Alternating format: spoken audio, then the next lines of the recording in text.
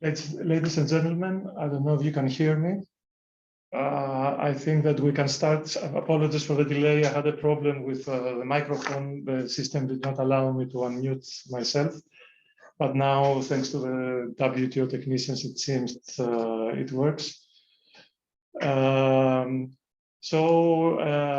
would like to welcome you all to this working session organized jointly by CropLife International and by Rain and Feed Trade Association.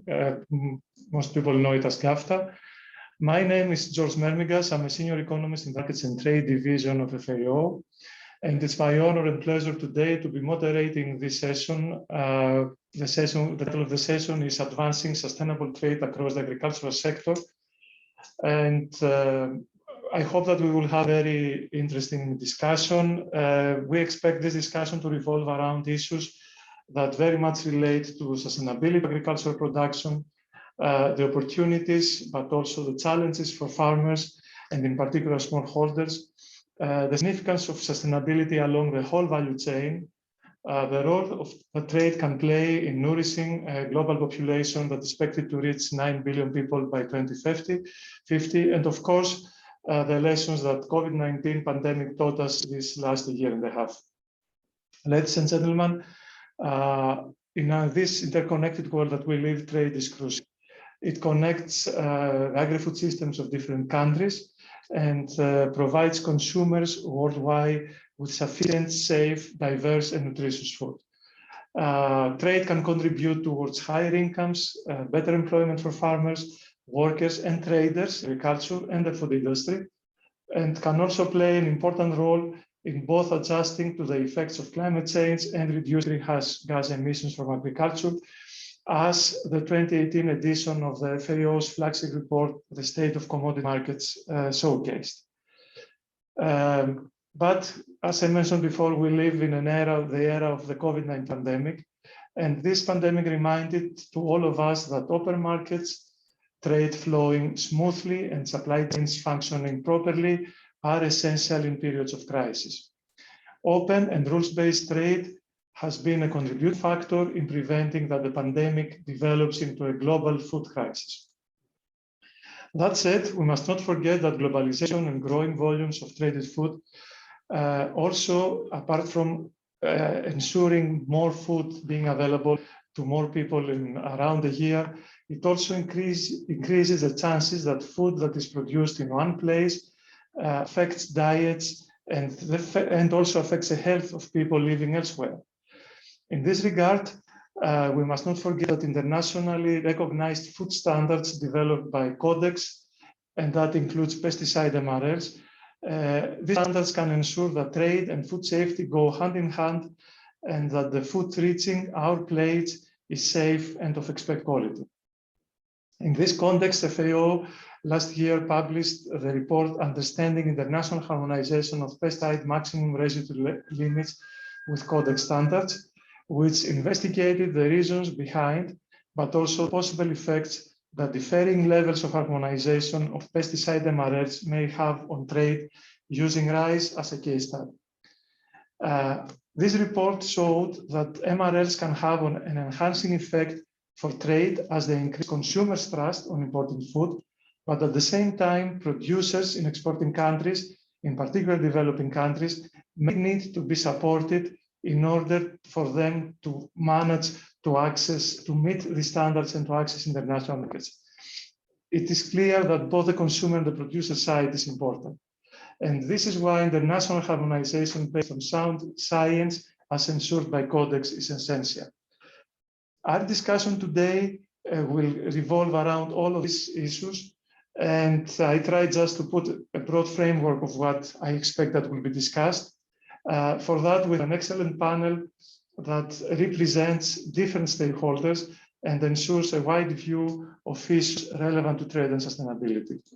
I will present them in alphabetical order. I will not read their short bios. You can find them on the public forum website, but just to save time, I think that it's sufficient to mention their names for the moment. In alphabetical order, we have Mrs. Desislava Desi Barzaka, Sustainability Manager at Bunge International, representing the trader side.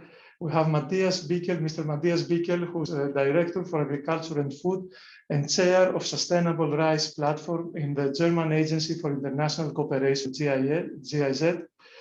We have Mrs. Renata Cristaldo, who is the Second Secretary at the Permanent Mission of Paraguay to the United Nations in Geneva. And we have also Mr. Okesegere Oyepat, who is the CEO of Fresh Produce Consortium from Kenya. I would like to remind all of you that questions can be raised and comments can be made directly through the relevant platform provided by the WTO. The chat in the Zoom is deactivated, is not active. And without further delay, please let me begin with my question, starting with Matthias. Matthias, how can we, I've mentioned before that we need to nourish a growing population. In your opinion, how can we sustainably nourish this growing population with existing resources, and how can we ensure food security in the midst of climate change? Please go ahead. Yeah, thank you very much, George. It's really a pleasure to be with you this afternoon. So greetings to Geneva from Thailand, the kitchen of the world. So talking about food security, I think we need to talk about grains. So wheat, rice, and maize are responsible for up to 2/3 of global total calories intake in the diets of developing countries. Rice, for instance, is fundamental to global food systems and feeds the world. Over 3.5 billion people rely on rice as a staple part of their diet. And almost 60% of people experiencing hunger globally live in rice-dependent geographies where rice consumption accounts for more than 40%. Changes in supply or price harm poorer households for whom rice can account for half of monthly spending. Rice, in turn, provides a livelihood to nearly 1 billion people, but that livelihood lacks resilience. Globally, the 144 million rice smallholders disproportionately bear the risk of production, and they are inadequately equipped to safeguard their livelihoods against turmoil, ranging from the current COVID-19 pandemic and the health damages and market disruptions to the climate crisis. Also important to mention women farmers who contribute up to 80% of farm labor while overseeing the education and health of households oftentimes go unrecognized for their essential contributions and remain systematically excluded. Paradoxically, those who grow food are amongst the world's most vulnerable and food insecure. Climate change, in turn, can trigger a collapse in the rice and the entire food system. The health of land and water is vital for rice production, but is at risk. Rice cultivation is a leading driver of habitat loss in wetlands and forests, uses 30 to 40% of world's fresh water, and is responsible for 10% of global man and women-made methane emissions. With climate disruption, rice production is expected to fall 15% by 2050, while 25% more rice production is needed to feed the world. Maintaining current yields, ladies and gentlemen, will be an enormous challenge. Change is needed now to bring equity, sustainability, and stability to global rice and food systems. Now, only a fraction of the rice produced is being internationally traded, that is 8 to 9%. It's important to differentiate between governmental regulations for their respective markets, non-tariff measures, and private voluntary production standards like the Sustainable Rice Platform Standard for rice cultivation, the world's first sustainability standard for rice production. Private standards are voluntary but provide transparency for buyers and consumers alike. In contrast, non-tariff measures such as SPS and TBT regulation producers have to comply with to be granted market access. Last but not least, agricultural products are more often subject to non-tariff measures than any other type of good in world trade, which means trading agricultural products across borders is particularly challenging for smallholder producers. Thank you very much, Matthias. That was very interesting. And from the kitchen of the world in Thailand, I will now move to Kenya. Okesegere, could you please give us your opinion on the Kenyan producer experience about in the same question? Thank you.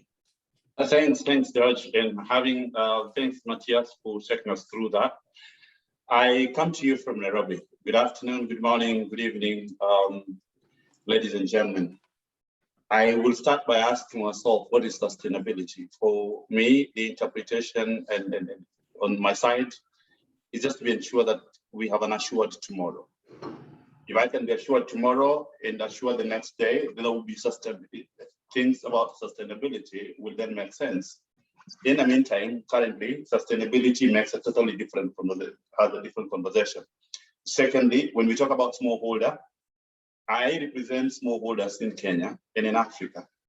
And smallholder, it's about a quarter an acre, half an acre, going high.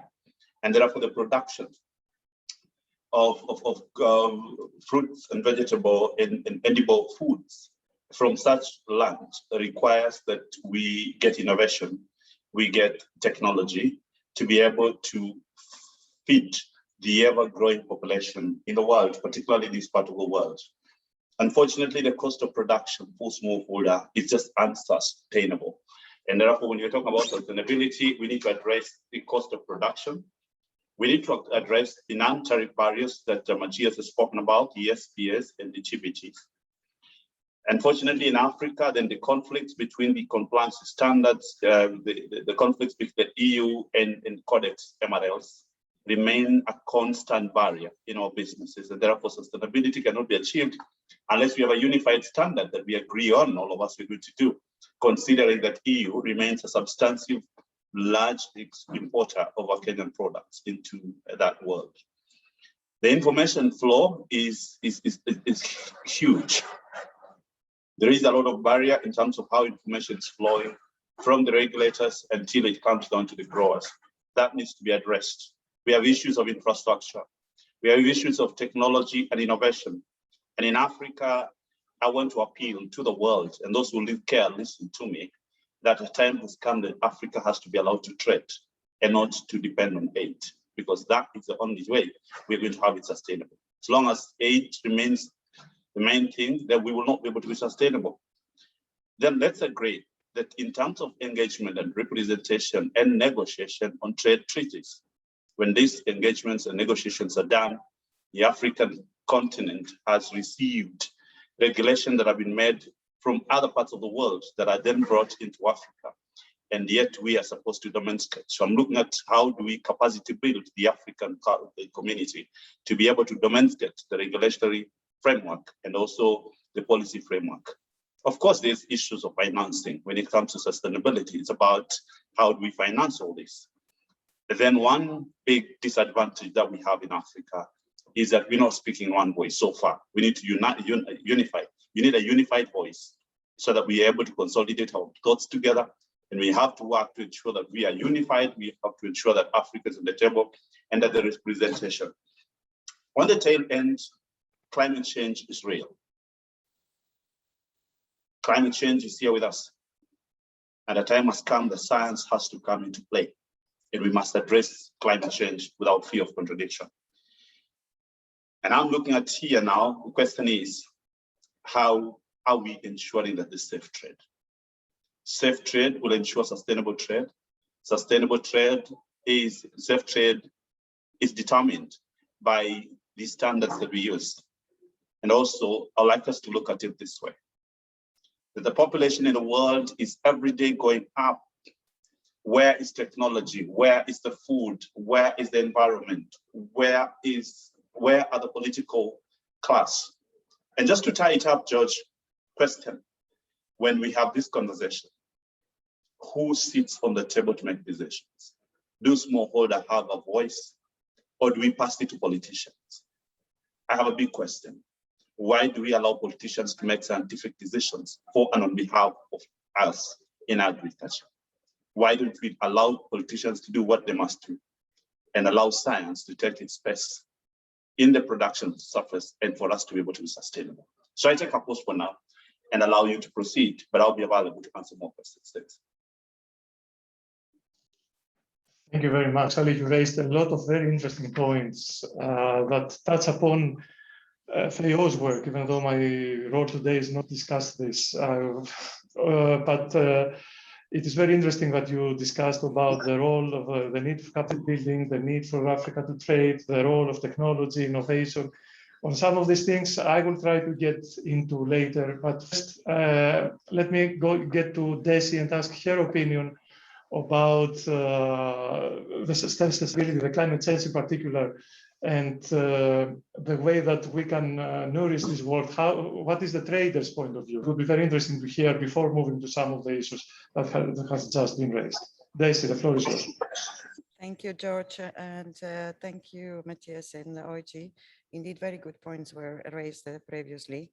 And as an industry player, we also believe, and our stronger belief is that the commodity and the products that we source that should be produced in the manner that is traceable and really closely monitored. But of course, that means also to contribute to the reduction of the greenhouse gas emissions and have also very much positive social impact, respect of rights of indigenous people, workers, and local communities. Of course, it is very important to the industry and we as a Bunge to listen to our customers and stakeholders and how to do this. Indeed, it's complicated, but we, as example, we need to go further by listening and organizing forums and be closer to our customers, exchanging with them all the challenges that we face and be close to them and also disclosing all our sustainability efforts. What we can say is that we will go any far if we do this alone. So we therefore collaborate with the broader industry, coalitions and cooperate on environmental social issues. And that's the effective way to tackle the issues.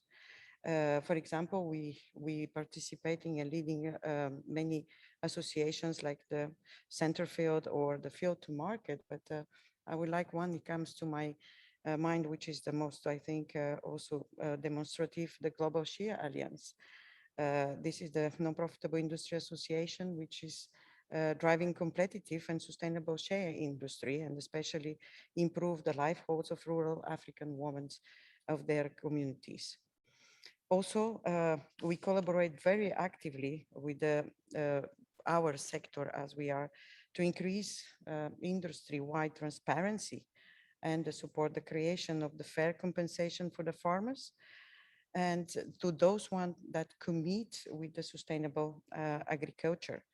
For intention, for example, our intention is to discourage those cases for conversation of new lands into agriculture, for example. That was one of the main points, and instead of forest expansion across the areas which are already open for the production. Yeah, there are a lot to say about that, but I think the message here is also to say, yes, we listen to our customers. Our best opportunity to tackle the sustainability and promoting sustainable agriculture is to be more and more closer and support farmers from where we are sourcing. So we will elaborate at a later stage, I believe, more on what sustainability means, George, but I think we can pass over to the next. Thank you. Thank you very much, Desi. I will now move to Renata.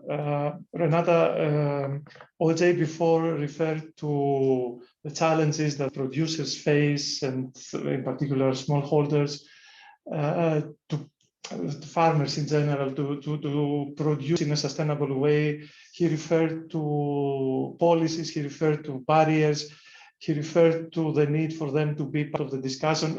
What is your opinion? How can farmers manage the challenges for producing more sustainable in the current trade challenges that we face in realities?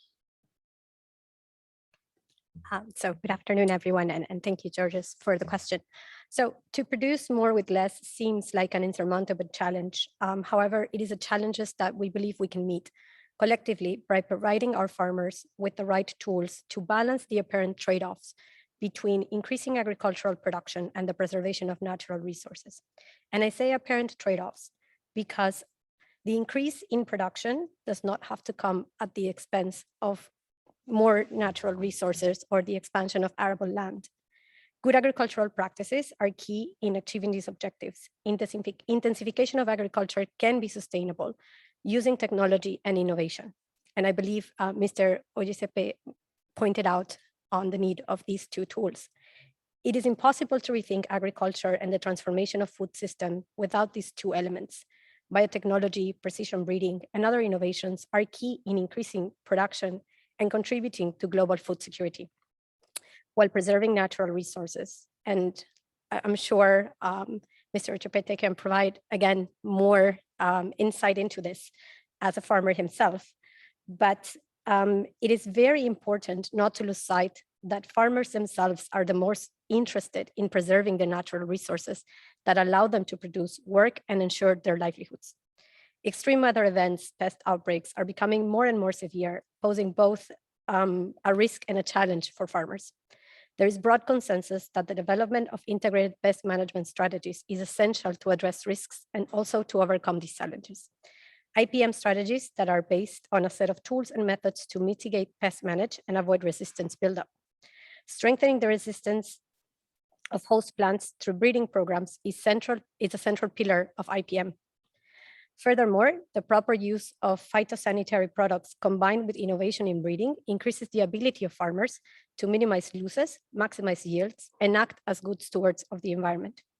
Reflecting on the trade challenges part of your question, I would just have to say that there are just so many, as agriculture is still the most protected and distorted sector in trade, and reform at the WTO continues to be long overdue. And I hope I can address this issue more later in further questions. But for now, I would like to focus on the challenge that non-tariff barriers, who were mentioned by a few of the speakers that took the floor before me, present for producers when they need to face and adapt to the many divergent standards which increase their costs of production. This increases their cost of exports, of course, and the standards are ever more stringent, and often consumer preferences and demands are being cited as the reason for the standards being set out in this way. But let me be very clear, consumer health and food safety are everybody's business, and national governments and international organizations independently develop robust science-based food safety standards, as nobody benefits when consumers are at risk or if they lose trust in food safety regulation and authorities. But as governments, we have the responsibility to both consumers and our producers around the world to strike the right balance to provide safe and sufficient food to the citizens and to provide an appropriate framework for safe and profitable agricultural production.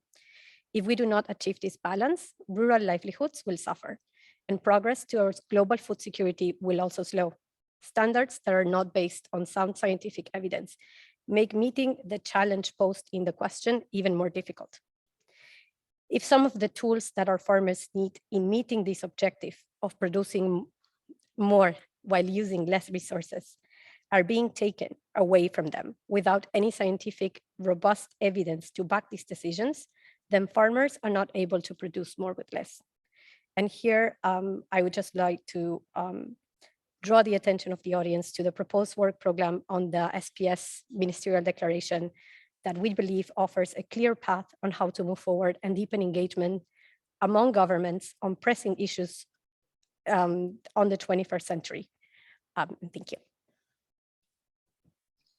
Thank you very much, Rata. That was very interesting, and it's interesting to hear the opinion of the policymaker side and the need, as you highlighted, and I also highlighted in my introduction, for science-based standards, and this is why I mentioned Codex at the beginning. But before moving to OJ, I would like to hear the business, the opinion of the business, the opinion of the traders. Daisy, what do you think? How can complement what Renata said? Sorry. Well, from business side, we indeed continue to encourage, of course, the leaders around the globe to embrace definitely the sustainability decision making, and we are collaborating with our customers. You know, we are as industry, we're in the middle on the both ends of the supply chain, And this is a really opportunity to meet together and to continue encouraging these leaders around the globe to embrace this sustainable direction. Of course, as the industry leader at Bunge, we have our 3 pillars on the sustainability: action on climate, responsible supply chain, and accountabilities. Of course, those approaches enables us today to plan and better measure the sources of our activities. And it is at light in the global efforts in this really critical moment to reduce and protect environmental and reduce the greenhouse gas emissions and have healthy and really productive livelihoods. I think we can further continue with the next topics, but we can elaborate more on what really sustainability means for us, because we need really to ask ourselves what does the sustainability for all of us means. But before that, I would like to turn to Matthias. Matthias, even Renata mentioned before the responsibility and role of international organization development partners. You come from a development partner, from a very strong agency in international cooperation. What do you think? How can farmers really manage the current challenges that they face? Yeah, thank you very much yet again, Georgios.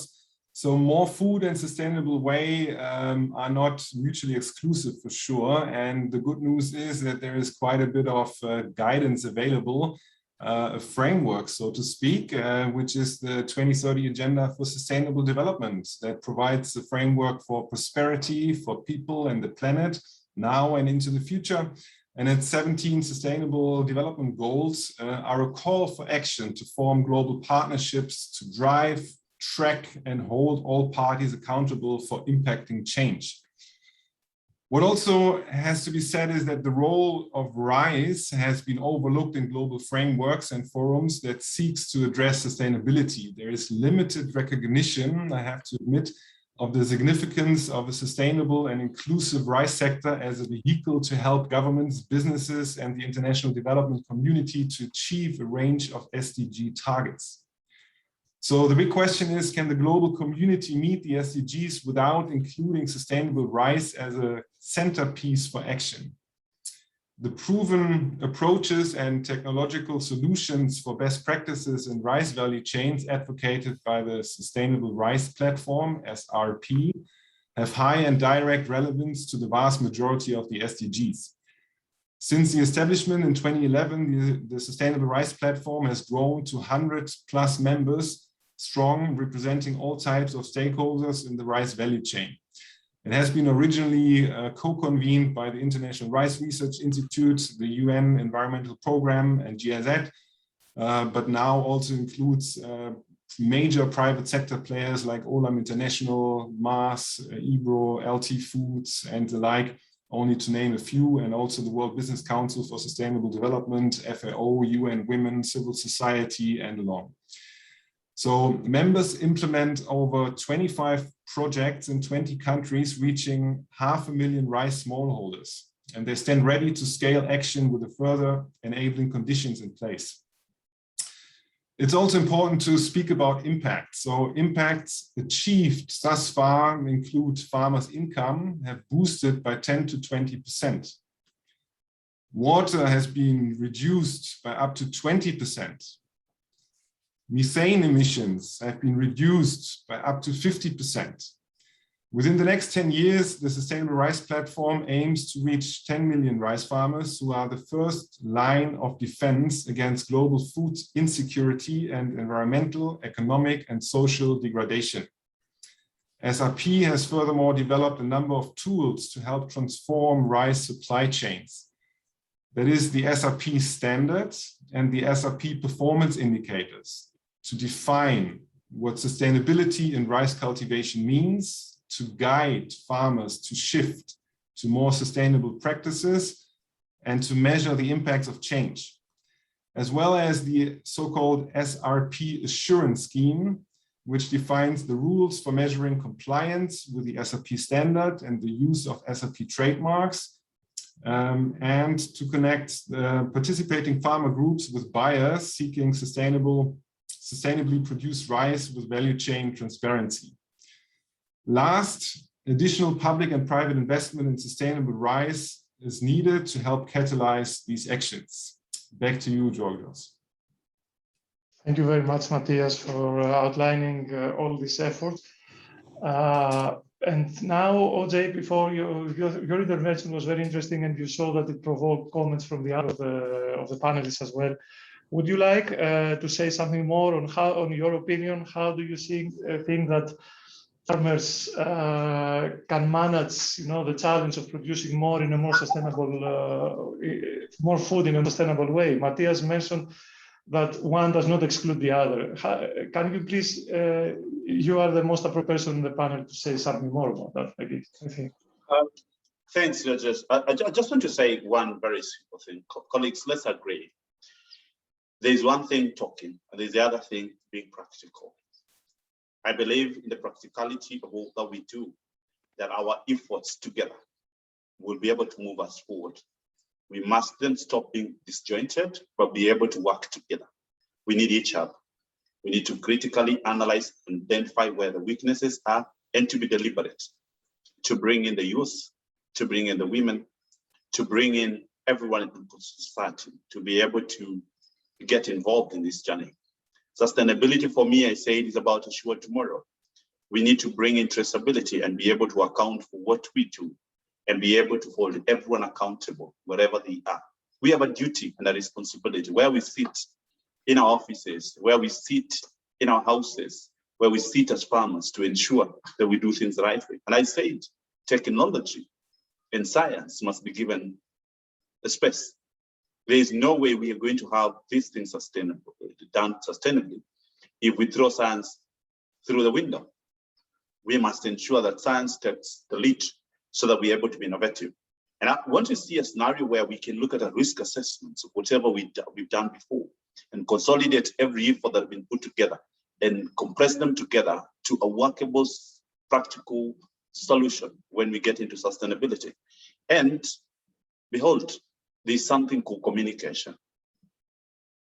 We need to communicate in a more simplified manner that allows every person. Whereas you and I on this platform have an opportunity of having an interpreter, having an opportunity of speaking in English or in a common language that we can do. The majority of the smallholders do not have that opportunity of having an interpreter. We therefore need to simplify the message, and the message must be clear. As Matthias said, it has to be a PPP, the people, the planet, and we must then be able to ensure that what are we doing in terms of the environmental. And I insist, as I come to a tail end, let's look at green energy. And let's look at what are we doing within that area. And of course, when development partners come together, I just want to challenge Matthias and all those in the development partners, that when you develop programs, who sits on the table to develop the programs? Are farmers there? Or do we assume that the programs we develop are going to work for them?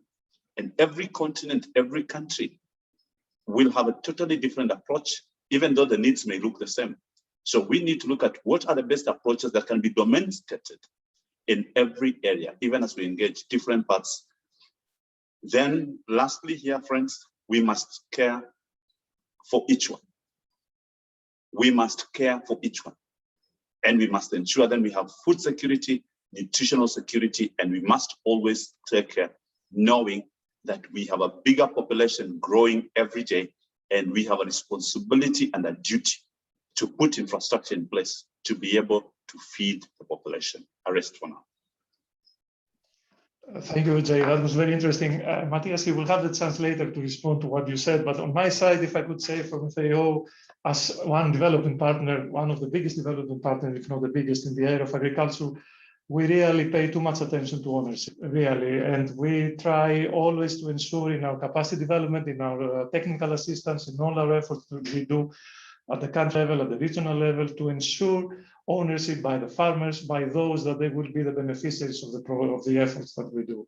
But as I said before, it's not my role today to to present what the FAO does and how FAO does the work. But I will move to Renata. Renata, OJ said what sustainability means for him, what sustainable farming probably entails. I would like to hear your opinion. What do you think that sustainability is? And since we are at the WTO Public Forum, and you are the sole member in the panel that policy maker, that you are in a permanent delegation, work for a permanent mission to the WTO. How do you think the WTO can support and enhance sustainability? Thank you, Georgios, for the question. And I would just like to point out very briefly that sustainability is a multifaceted concept, and it requires the balance of all three dimensions of sustainability, so economic, social, and environmental sustainability. And the strategy for balancing these dimensions will have to be unique for each member of the WTO and each country implementing these strategies. And it would be influenced by their own climatic, geographic, and other factors. And these factors do not allow for a single model that is applicable and replicable across all of the members at the WTO. There is no unique model or no magic formula to what sustainability entails for each. But if we talk about sustainable farming, we have had the positive experience of sustainable intensification through integrated pest management systems, no-till agriculture, pastoral ranching, and of course, the adoption of technology and innovation as valuable means of promoting sustainability in the agricultural sector, not only an agricultural sector that is reducing its carbon footprint, but also potentially working as a capturer of carbon by storing it in the soil. And the contribution of sustainable agriculture to food security, economic development, and rural development is fundamental, but even more so for developing countries who are highly dependent on the trade of agricultural goods. On the question on how the WTO can support and enhance sustainability, there is a lot to be done across several committees and initiatives. And I talked already about SPS and TBT challenges, but also there are the structured discussions on trade and sustainability at the WTO at the moment, and of course, the Committee on Agriculture on special session. And I cannot stress enough the role that the long overdue reform on the sector has in promoting sustainability. In order to move collectively, it is imperative to recognize the diversity of the production systems with different strengths and contributions to the sustainability debate. And as stated earlier, there is no single model, nor it is possible to qualify something as sustainable without taking into account the various aspects of the concepts. The recognition of the three dimensions, the principle of common but differentiated responsibilities, and the development needs of developing countries need to be central in any sustainability debate at the WTO. Agriculture, as I said, continues to be the most protected and distorted sector, and reform cannot be absent from these discussions. The correction and prevention of trade distortions and restrictions in world agricultural markets is essential, but it's also not limited to non-tariff barriers. It is important to make decisive progress in reducing trade distorting subsidies as a key step at the WTO as a contribution to sustainability discussions. And Paraguay, along with several countries from the Americas, have tabled proposals in this regard. And the recently released FAO, UNEP, and UNEP report, a multi-million-dollar opportunity, reuse agricultural support to transform food systems, recognizes that 87% of the 540 billion spent on agricultural subsidies is spent on distorting trade subsidies, which are harmful for the environment. The report also recognizes as a key opportunity for the transformation of food systems in the achievement of reduction of trade distorting measures, including tariff measures and subsidies linked to production, is essential. And Paraguay, as a member that is committed to the comprehensive reform of the agricultural sector, has tabled several proposals with other members where the reductions commitments, both in domestic support, but also agricultural market access, would be proportionate to the members' contributions to the size of the problem in the distortion of agricultural markets. And one last comment on the development of standards. The WTO should and must continue to defend science-based approach of their establishment as standards that pursue legitimate objectives when promoted unilaterally and not based on science and risk can constitute disguised trade barriers. And instead of contributing to trade facilitation and promoting sustainability, will create further problems. Protection is needed, but protectionism is not. Thank you. Thank you very much, Renata. Desi, what do you think? What is sustainability for the industry, for the traders? Yeah, thanks, George, for that. And thanks, Renata. And that leads me what she was pointing out to say what is most important for us is also to understand what sustainability for us as an industry player. And Bunge sustainability means first acting with integrity and responsibility. And that is what we do on every business day decision we make. As we are providing products from the farm to the table, our duty is also to ensure health and wellness for all our team, and not only the planet and the communities.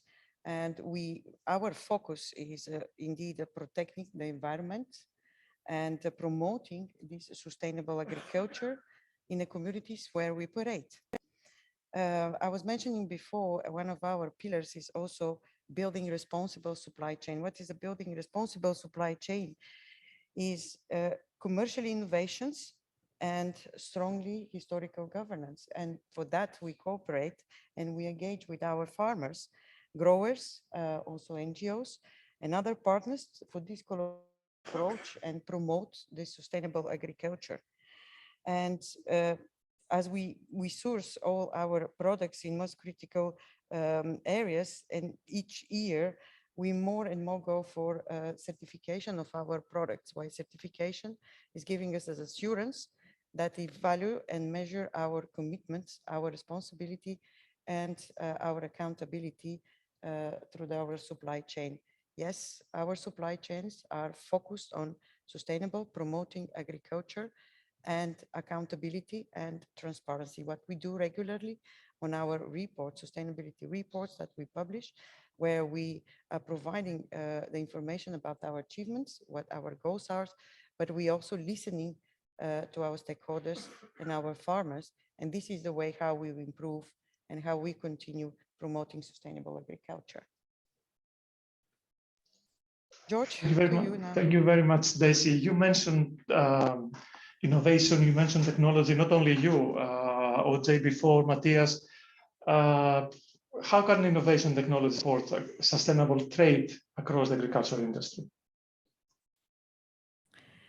Yeah, George, that is a good, indeed, question. And we, as a Bunge, we always are looking for the new ways integrating the sustainability in our business, and indeed promoting and assisting our farmers with whom we work with.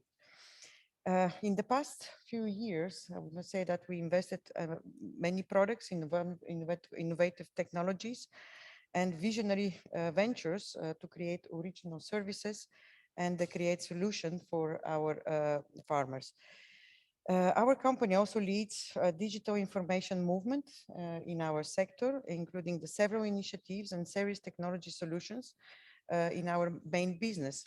Among many solutions and many initiatives with whom we work with, Bunge recently launched the Agro app, which is a new communication channel with the producers, which gathers relevant information and services, also to promote and support sustainable production.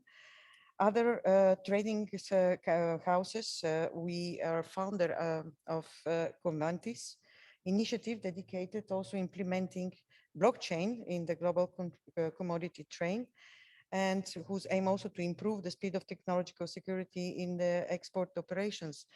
And not last but least, also regarding the traceabilities, we are also implementing a lot of and investing a lot of energy and the new instrument and innovations to continue and being able to say today that we have today 100% of traceability of our direct sourcing, and especially for Brazil. Yes, we may say that Bunge today is one of the leaders promoting these technologies and innovation tools to support and promote the sustainable agriculture, and helps also the growers for that. Thank you, Daisy. That was very interesting.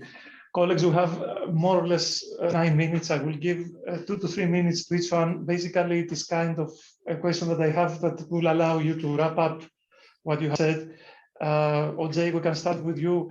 if you would like to say something. So overall, and after all that you have heard, you have heard today, how is the agricultural sector, in your opinion, can deliver on solutions to enhance sustainable food production and trade?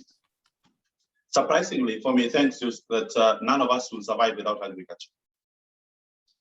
That must be underlined clearly, that we are what we eat. Therefore, whatever efforts we want to put forward must be put forward knowing that we all depend on that small farmer, on that small farm, or that big farm in terms of meeting our daily needs. After this, you've seen me taking coffee, that is from the farm. After this, all of us are going to take a meal. So the question is, how are we taking care of that? And for me, the most critical thing is to be able to look at, for us to sustain this, if we must then be able to have a clear compliance standard that is cutting across, that allows trade to happen between continents, between countries, between neighbors. And this can only be standardized by standards that are standardized. We know that makes sense. We have to be able to harmonize standards that allow us to navigate and get trade happening. Because when trade happens, then everything else is done. And I call it safe trade. And we must then be able to sustain it by ensuring that we can move cargo from one corner to another. There is no single country on the face of the earth, I believe, that can be able to proclaim to have everything. So we need each other. So for me, it's a time for us to work together, collapse our interests together, and be able to find out a simple, practical solutions that lead us forward. But I underline the word science. Let science and innovation be given space. Let the MRLs be sorted out, because that's part of the problem. We are not trading. And let us be real and practical, and let's be honest with one another, and let's be candid. We are creating not to complicate things, but to create solutions on the face of the earth. So as a farmer, I sit here looking at what are the practical solutions that we can put on the table, that I can put on the table to ensure that there's trade and there's sustainability. And as I said again, it's about assured tomorrow. If we have to be assured about tomorrow, there are certain aspects that we must do and put in place today that will hold. So let's have a foundation together. We are stronger together.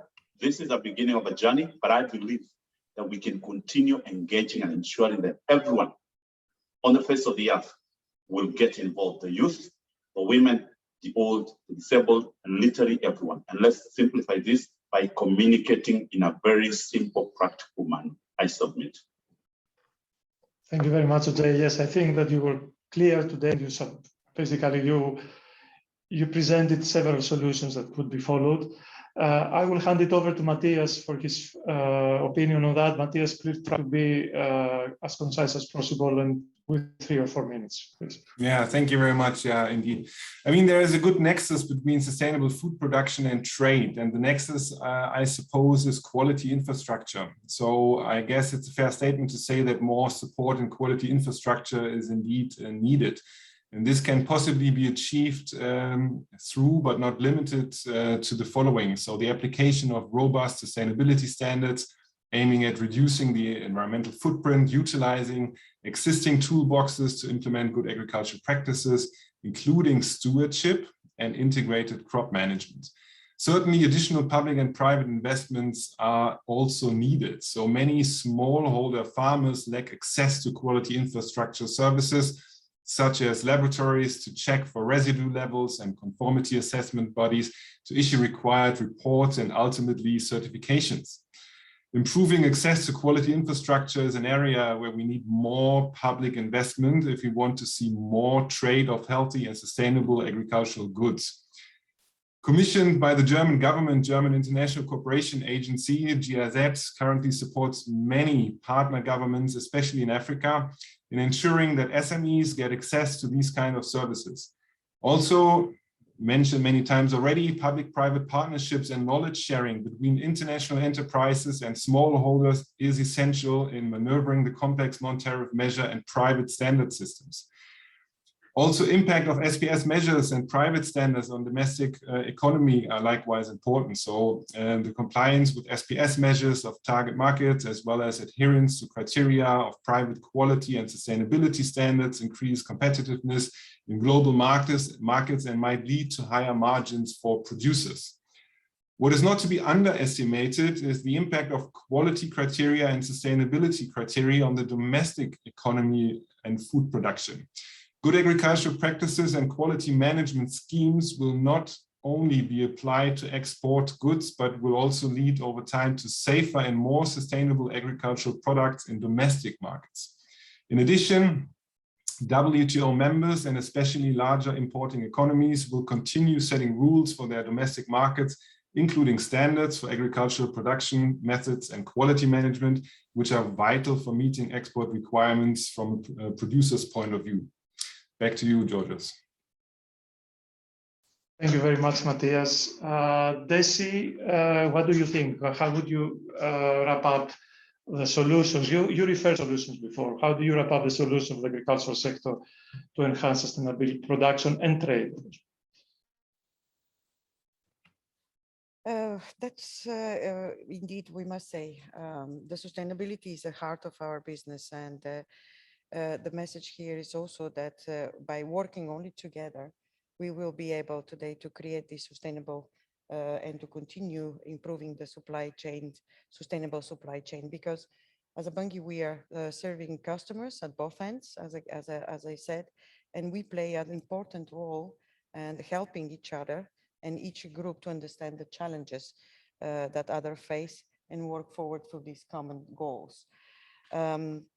I want also to say that is important while we source, and as I said, we believe that the traceability, it is very important for our industry and our engagement and traceability and transparency.